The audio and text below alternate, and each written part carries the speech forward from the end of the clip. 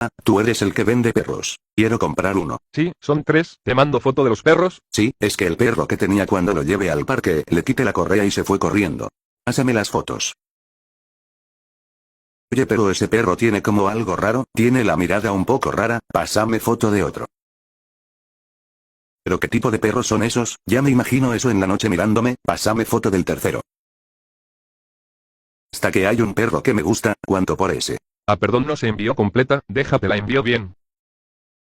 ¿Pero qué tipo de perro endemoniado es ese? Sabes que déjalo así, ya no voy a comprar nada. Está ansioso por un nuevo dueño. Ansioso ni que la verga, esa madre no es un perro, a ver si no tengo pesadilla con esa cosa en la noche, adiós y Dios bendiga a esos perros.